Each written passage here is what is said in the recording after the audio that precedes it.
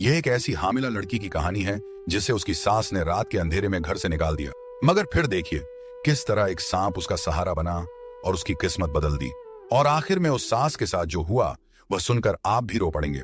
कहानी बहुत ही दिलचस्प है, आखिर तक जरूर सुने। मीरपुर के एक छोटे से गांव में आज फिजा जैसे सोग में डूबी हुई थी। सादे से मिट्टी के घर के आंगन में कहराम मचा हुआ था। शमीम बेगम चीख चीख कर रो रही थीं, अपना सीना पीट रही थीं और गांव की औरतें उन्हें मुश्किल से संभालने की कोशिश कर रही थीं। एक कोने में चुपचाप सिमटी हुई 6 महीने की हामिला मरियम बैठी थी। उसकी आंखों में आंसू थे और दिल में एक अनजाना सा खौफ बैठा हुआ था कि यह सब उसकी समझ से बाहर है। उसका शौहर कामरान, जो शहर में नौकरी करता था, एक कार हादसे में जान की बाजी हार चुका था। आज उसकी मैयत घर लाई गई थी। पूरा घर मातम कदा बना हुआ था। शमीम बेगम का हाल बेकाबू था। वो मुसलसल रोते हुए जैसे अपने वजूद से बाहर हो रही थी, क्योंकि कामरान उनका इकलौता बेटा था। अचानक वो तेजी से उठी और मरियम की तरफ बढ़ी। उनकी आंखों में आंसू भी थे और गुस्सा भी। और फिर वो चीख उठी, ये सब तेरी वजह से हुआ है। मरियम एकदम साकित रह गई। वो बस अपनी सांस को देखती रह गई। आंखों से आंसू बहते रहे। शमीम बेगम की आवाज कांप रही थी, मगर इल्जाम सख्त था। अभी शादी को साल भी नहीं हुआ और तू मेरे बेटे को खा गई। तू मनहूस है, तेरी वजह से मेरा बेटा मर गया। मरियम के होंठ हिले मगर आवाज ना निकल सकी। वो बस रोते हुए अपनी सांस को देखती रही, जिसने सारा इल्जाम उसके वजूद पर डाल दिया था। मरियम की शादी को अभी सिर्फ 1 साल ही गुजरा था। वो एक यतीम लड़की थी जिसकी पूरी जिंदगी अपनी चाची के जुल्मों सितम में गुजरी थी। मोहब्बत, सहारा और अपनायत उसकी किस्मत में कभी लिखी ही नहीं गई थी। फिर एक दिन कामरान का रिश्ता आया था। शमीम बेगम ने यह रिश्ता सिर्फ इसलिए कबूल किया था कि मरियम गरीब भी थी और यतीम भी। उनके दिल में एक ही सोच थी कि ऐसी लड़की अगर घर में आ जाएगी तो ज्यादा नहीं बोलेगी, न किसी के खिलाफ आवाज उठाएगी और हर जुल्म सह लेगी। और हकीकत भी कुछ ऐसी ही बनी। शादी के बाद मरियम की हैसियत उस घर में एक नौकरानी से ज्यादा कुछ न थी। उसका शौहर कामरान अगरचे नरम मिजाज इंसान था, मगर ज्यादातर शहर में रहता था और कभी कभार ही घर आ पाता था। घर का सारा बोझ मरियम के कंधों पर था। वो सुबह से शाम तक काम में जुटी रहती। झाड़ू पोंछा, बर्तन, कपड़े, यहाँ तक कि भैंसों का सारा काम भी उसी के जिम्मे था। उसके हाथ थक जाते, जिस्म टूट जाता, मगर उसके पास रोने के सिवा कोई रास्ता न था। जब खाने का वक्त आता तो शमीम बेगम अपनी बेटियों को आवाज देकर बिठा लेती। घर में अच्छे अच्छे खाने रखे होते, सब मिलकर खाते और जो बचा खुचा होता वो मरियम के आगे रख दिया जाता और फिर तानों की बारिश शुरू हो जाती। यही खाओ, तुम्हारी यही औकात है। सारी जिंदगी तुमने अच्छा खाना देखा ही कब है। ये अल्फज मरियम के दिल को चीर देते थे, मगर वो खामोश रहती। उसकी खामोशी ही उसका वाहिद सहारा थी। उसके दिल में सिर्फ एक उम्मीद थी, उसका शौहर कामरान। वो सोचती थी कि अभी वो है तो शायद सब कुछ ठीक हो जाएगा, शायद जिंदगी बदल जाएगी। लेकिन आज वो आखिरी सहारा भी उससे छिन गया था। कामरान इस दुनिया से रुखसत हो चुका था और अब मरियम तन्हा रह गई थी, अपनी सास के रहम करम पर, एक ऐसे घर में जहां उसके लिए मोहब्बत नहीं थी, सिर्फ आजमाइश थी। कामरान को गुजरे हुए 1 हफ्ता हो चुका था, मगर इस 1 हफ्ते में शमीम बेगम का जुल्म पहले से भी ज्यादा बढ़ गया था। वो मरियम पर ऐसे सख्त हो चुकी थी जैसे उसके वजूद में कोई एहसास ही बाकी ना हो। इस हकीकत को भी वो नजरअंदाज कर देती कि मरियम 6 महीने की हामिला थी। उनके दिल में जरा सा भी रहम न था। यह भी एक आम सा दिन था, मगर मरियम की तबीयत पहले से ज्यादा बोझल थी। उसे शदीद चक्कर आ रहे थे और भूख से उसका बुरा हाल था। वो लड़खड़ाते कदमों से बावर्ची खाने में आई। उसकी नजर टोकरी में रखे फलों पर पड़ी। भूख से उसका दिल बेख्तियार चाहने लगा कि वो एक फल उठा ले। वो आगे बढ़ी और एक सेब उठाकर आधा ही खाया था कि अचानक पीछे से शमीम बेगम की चीखती हुई आवाज गूंजी, चोर कहीं की, अब तू चीजें चोरी करके खाएगी? ये फ्रूट मेरी बेटियों के लिए थे। मरियम सहम गई, कुछ कहने की हिम्मत ना हुई। शमीम बेगम ने गुस्से में उसका बाजू पकड़ा और उसे घसीटते हुए बाहर ले आई। उसी लम्हे गांव में तेज बारिश शुरू हो गई। आसमान बिजलियों से गूंजने लगा। शमीम बेगम ने सख्त लहजे में कहा, आज सारा दिन तुझे इसी बारिश में गुजारना है। फिर एक सूखी रोटी उसके हाथ में देते हुए बोली, यही तेरा रात का खाना है और सारी रात तुझे सहन में ही गुजारनी है। अगर कमरे में गई तो हड्डियां तोड़ दूंगी तेरी। मरियम कांपते हाथों से वो सूखी रोटी लेकर सहन के एक कोने में बैठ गई। बारिश की ठंडी बूंदें उसके जिस्म को जमा रही थीं और बिजली की कड़क से वो बार बार सहम जाती थी। इसी दौरान उसकी नजर एक बारिश में भीगती हुई बिल्ली पर पड़ी, जो थोड़े फासले पर खड़ी उसी रोटी को देख रही थी। मरियम के दिल में बेख्तियार तरस आ गया। वो खुद भूखी थी, मगर उसने अपने दिल पर पत्थर रखा और अल्लाह की रजा के लिए वो सूखी रोटी उठाकर बिल्ली के आगे डाल दी। बिल्ली ने खामोशी से रोटी खाई और चली गई। और वो रात मरियम ने उसी ठंडी बारिश में कांपते जिस्म और सिसकती सांसों के साथ गुजार दी। यूं दिन गुजरते गए, मगर हालात में कोई बेहतरी न आई। ये भी एक मामूल का दिन था। सुबह सवेरे मरियम उठ जाती, जबकि शमीम बेगम देर से बेदार होती। मरियम रोज की तरह 5 बजे उठकर भैंसों के बाड़े की तरफ गई। काम करते करते अचानक उसकी नजर एक सांप पर पड़ी। वो घबरा गई, मगर फिर गौर से देखा तो वो सांप जख्मी था और हल्के हल्के तड़प रहा था। मरियम का दिल पिघल गया। वो आगे बढ़ी, अपना दुपट्टे का एक कोना फाड़कर उसके जख्म पर बांध दिया। सांप कुछ देर बिल्कुल खामोश रहा, जैसे उसके लम्स को महसूस कर रहा हो। फिर मरियम खामोशी से घर में आई और चुपके से थोड़ा सा दूध एक प्याले में डाला। वो जानती थी कि अगर शमीम बेगम ने देख लिया तो उसे फिर से सजा मिलेगी। वो दूध लेकर वापस आई और सांप के आगे रख दिया। सांप ने खामोशी से दूध पिया, फिर मरियम की तरफ ऐसे देखा जैसे उसका शुक्रिया अदा कर रहा हो, और आहिस्ता आहिस्ता वहां से चला गया। मरियम एक लम्हे को उसे देखती रही, फिर खामोशी से अपने कामों में दोबारा मशगूल हो गई। अगले दिन भी जब मरियम सुबह के वक्त बाड़े में आई तो वही मंजर उसका इंतजार कर रहा था। वही सांप, मगर इस बार उसका जख्म भर चुका था। अब वो किसी खतरे की अलामत नहीं लग रहा था, बल्कि खामोशी से एक कोने में लिपटा हुआ था, जैसे किसी की मौजूदगी का इंतजार कर रहा हो। मरियम के दिल में पहले हल्का सा खौफ आया, मगर वो जल्द ही खत्म हो गया। वो आहिस्ता से वापस बावर्ची खाने गई, दूध निकाला और चुपके से सांप के आगे रख दिया। ये सब करते हुए उसे एक अजीब सा सुकून महसूस होता था, जैसे वो किसी खामोश नेकी का हिस्सा बन रही हो। अब ये एक मामूल बन चुका था। पूरा 1 महीना गुजर गया। हर सुबह मरियम इसी तरह दूध लाती और सांप के आगे रख देती, और हर बार वो सांप खामोशी से दूध पी लेता, फिर किसी गैर मामूली सुकून के साथ वहीं बैठा रहता। एक दिन शमीम बेगम ने अचानक मरियम को गुस्से से पुकारा, ये क्या हो रहा है? आजकल दूध बहुत कम होने लगा है। हर रोज देखती हूँ बाल्टी आधी रह जाती है। क्या करती हो तुम इस दूध के साथ? मरियम का चेहरा फौरन जर्द पड़ गया। उसके हाथ कांपने लगे। वो घबरा कर बोली, कुछ भी नहीं अम्मा, मैं तो कुछ नहीं करती। आप तो जानती हैं मैं सुबह नाश्ता भी नहीं करती, बस आपके लिए चाय और दूध गर्म करती हूँ। शमीम बेगम चंद लम्हे खामोश रहीं। उनके दिल में शक तो आया, मगर वो ये भी जानती थी कि मरियम इतनी हिम्मत वाली नहीं कि बिना इजाजत कुछ करे। उसकी फितरत में बगावत नहीं थी, सिर्फ खामोशी थी, और वही खामोशी ही उसकी कमजोरी भी थी। इसलिए वो कुछ कहे बिना वहां से हट गई। मगर मरियम के दिल में खौफ की एक नई लहर दौड़ गई थी। ये भी मामूल का ही एक दिन था। दिन भर मरियम हसबे मामूल घर के कामों में लगी रही। किसी को उसकी थकन दिखाई नहीं देती थी, मगर उसके अंदर एक पूरा तूफान खामोशी से टूट रहा था। उस दिन शाम को शमीम बेगम की दोनों बेटियां भी घर आ गई थी। मरियम उनकी फरमाइश पर चुपचाप खाना बनाने में लगी हुई थी। बावर्ची खाने में चूल्हे की आग के साथ साथ उसकी तकदीर भी जलती महसूस हो रही थी। रात के वक्त जब सब कमरे में बैठे थे तो शमीम बेगम ने बड़ी राजदारी से अपनी बेटियों से कहा, मुझे समझ नहीं आ रहा इस मरियम का क्या करूं। कामरान की शहर वाली जमीन के कागजात आ चुके हैं। वसीयत के मुताबिक वो या तो मरियम के नाम है या फिर उसके बच्चे के। ये बात सुनते ही कमरे में एक लम्हे के लिए खामोशी छा गई। फिर शमीम बेगम की बड़ी बेटी आलिया बोली, अम्मा, हम अपने भाई कामरान की जमीन उस यतीम लड़की को कैसे दे सकते हैं? मुझे तो ये लड़की पहले ही अच्छी नहीं लगती। आपने ही तो रिश्ता किया था। मैं तो कहती हूँ इसे घर से निकाल दें, वरना जमीन भी हाथ से निकल जाएगी। शमीम बेगम ने आहिस्ता से सर हिला दिया, जैसे कोई फैसला उनके दिल में पहले ही जड़ पकड़ चुका हो। हाँ, बात तो ठीक है। अगली सुबह मरियम ने फिर पूरा दिन घर के कामों में गुजारा। वो नहीं जानती थी कि रात उसकी जिंदगी में एक ऐसा तूफान लाने वाली है जिसका तसव्वुर भी उसने कभी नहीं किया था। रात गहरी होते ही दरवाजे पर दस्तक नहीं हुई, बल्कि एक फैसला आया। शमीम बेगम सीधा मरियम के कमरे में आई। उनके चेहरे पर गुस्सा था और आवाज में सख्ती थी। मैं तुम्हें जान से मार दूंगी। शराफत से मेरा ये घर छोड़ दो, वरना तुम्हें और तुम्हारे बच्चे दोनों को खत्म कर दूंगी, और सबको कह दूंगी कि तुम बच्चे की पैदाइश के वक्त मर गई थी। ये अल्फाज मरियम के दिल में खंजर की तरह उतर गए। वो रोते हुए खड़ी हो गई, मगर उससे पहले कि वो कुछ कह पाती, शमीम बेगम ने उसे बाजू से पकड़ा और रात के अंधेरे में घर से बाहर धकेल दिया। दरवाजा जोर से बंद हुआ और मरियम दरवाजे के बाहर जमीन पर गिर गई। कुछ लम्हे वो वहीं पड़ी रोती रही। उसके अंदर जैसे सब कुछ टूट चुका था।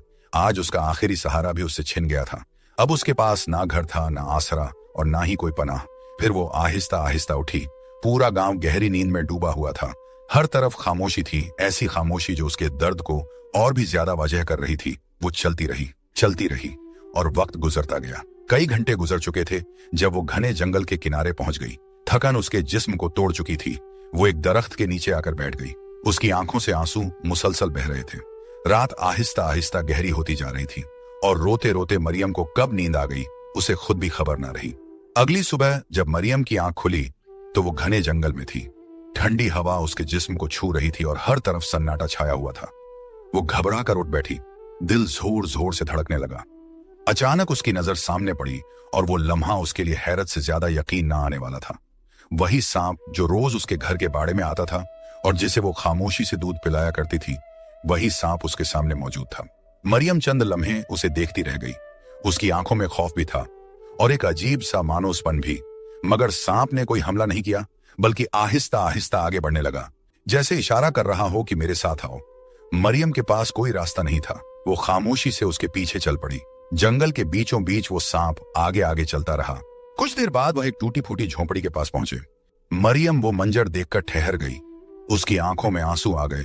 वो झोंपड़ी उसके लिए किसी नेमत से कम न थी। उसे एक बार फिर रहने के लिए छत मिल गई थी, चाहे वो कितनी भी सादा और टूटी हुई क्यों ना हो। वो आहिस्ता से झोंपड़ी के अंदर दाखिल हो गई। थकन से उसका जिस्म टूट रहा था, मगर दिल में एक अजीब सा सुकून आ गया था। कुछ देर बाद वही सांप दोबारा आया। इस बार उसके मुंह में फलों की एक टोकरी थी। वो आहिस्ता से अंदर आया और वो टोकरी मरियम के पास रख दी। मरियम ये मंजर देखकर साकत रह गई। उसकी आंखों से आंसू बहने लगे। ये वही सांप था जिसे उसने दूध पिलाया था और अब वही उसका एहसान चुका रहा था। दूसरी तरफ गांव में शमीम बेगम ने एक नया खेल शुरू कर दिया था। वो सबके सामने रोते हुए कहने लगी, मेरी बहू का किसी के साथ चक्कर था, उसने मेरे बेटे की इज्जत का भी ख्याल नहीं रखा और वो हमारे घर से भाग गई है। ये देखें उसका खत। गांव वाले हैरान रह गए। कुछ ने अफसोस किया, कुछ ने अफसोस के साथ यकीन कर लिया। तौबा तौबा, कैसी औरत थी, जरा शर्म न आई उसे। यूं शमीम बेगम का बनाया हुआ झूठ का जाल कामयाब हो चुका था। दुनिया की नजर में मरियम मुजरिम बन चुकी थी, हालांकि हकीकत इससे बिल्कुल मुख्तलिफ थी। मरियम उसी जंगल में अपने बच्चे के साथ रहने लगी। दिन गुजरते गए और वक्त ने उसकी जिंदगी को एक नए ढप्पर डाल दिया था। उस खामोश झोंपड़ी में अब उसके लिए एक अजीब सा सुकून था और उस सुकून की वजह वही वफादार सांप था जो हर रोज उसके आसपास रहता। तकरीबन 2 माह बाद मरियम ने एक सेहतमंद और खूबसूरत बच्चे को जन्म दिया। दर्द, तन्हाई और खौफ के बावजूद इस लम्हे ने उसकी आंखों में एक नई रोशनी भर दी थी। वो अपने बच्चे को सीने से लगाए बैठी थी और उसके साथ वही सांप खामोशी से करीब मौजूद था, जैसे वो भी इस खुशी में शामिल हो। एक दिन वो सांप अचानक कहीं से आया। इस बार उसके मुंह में एक सोने का खूबसूरत चमकता हुआ हार था। वो आहिस्ता से चलता हुआ आया और वो हार मरियम के कदमों में रख दिया। मरियम हैरान रह गई। उसकी आंखें खुली की खुली रह गईं। वो हार बहुत खूबसूरत और कीमती था, जैसे किसी बादशाही खजाने का हिस्सा हो। मरियम ने हार उठाया और झिझकते हुए उसे झोंपड़ी की दीवार पर टांग दिया। मगर अगले ही दिन वही मंजर दोबारा हुआ। सांप फिर आया, दीवार पर चढ़ा, हार उतारा और सीधा मरियम के कदमों में लाकर रख दिया। मरियम खामोश हो गई। उसने हार दोबारा दीवार पर टांग दिया, मगर यह सिलसिला रुकने के बजाय और बढ़ने लगा। हर बार जब वो हार को दीवार पर लगाती, सांप आकर उसे वापस ले आता और मरियम के कदमों में रख देता, जैसे वो कुछ कहना चाहता हो, मगर मरियम को समझ नहीं आ रहा था। कुछ दिनों बाद मरियम ने हिम्मत की। उसने वो हार उठाया और अपने गले में पहन लिया। अगले ही लम्हे ऐसा हुआ कि मरियम की सांस जैसे थम गई। उसके सामने बैठा हुआ सांप अचानक बेचैन होने लगा। उसकी जिल्द चमकने लगी, जैसे कोई पुरानी कैद टूट रही हो। मरियम ने हैरत से आंखें फाड़ दी। चंद लम्हों में वो सांप वहां सांप नहीं रहा था। उसकी जगह एक खूबसूरत नौजवान खड़ा था, शाही लिबास में, चेहरे पर सुकून और आंखों में नरमी लिए हुए। मरियम घबराकर पीछे हट गई। उसकी गोद में बच्चा कांपने लगा। नौजवान आहिस्ता से मुस्कुराया और बोला, तुम्हारा बहुत बहुत शुक्रिया मरियम, मैं तुम्हारा एहसानमंद हूं। तुमने मेरी जान बचा ली थी। मरियम की आंखों में हैरत और खौफ एक साथ थे। वो कांपती हुई आवाज में बोली, तुम कौन हो और कैसे एक सांप से इंसान बन गए? वो नौजवान मुस्कुराकर कहने लगा, मैं एक बादशाह का बेटा हूं, एक रियासत का शहजादा हूं। हमारी रियासत में कुछ गद्दार थे जो तख्त पर कब्जा करना चाहते थे। उन्हीं में एक ताकतवर जादूगर भी शामिल था। उसने मुझ पर जादू कर दिया और मुझे सांप बनाकर इस जंगल में छोड़ दिया। वो लम्हा भर रुका, फिर मरियम को देखकर बोला, मैं अकेला था, मेरे करीब कोई नहीं आता था। लोग मुझे जानवर समझकर डरते और भाग जाते थे, मगर तुम पहली लड़की थी जिसने मुझे समझा। तुमने मेरे जख्म पर पट्टी बांधी, मुझे दूध पिलाया और मुझे जीने की उम्मीद दी। उसने सोने का हार अपनी तरफ देखा और आहिस्ता से कहा, यह हार उसी जादूगर ने एक शर्त के साथ छुपा दिया था। उसने कहा था कि जब कोई लड़की इसे पहनेगी, और वो भी तब जब सांप खुद उसे लाकर देगा, तभी मेरा जादू टूटेगा। उसकी आवाज में सुकून था, मगर मरियम की आंखों में अभी भी हैरत थी। वो सुन रही थी मगर यकीन नहीं कर पा रही थी।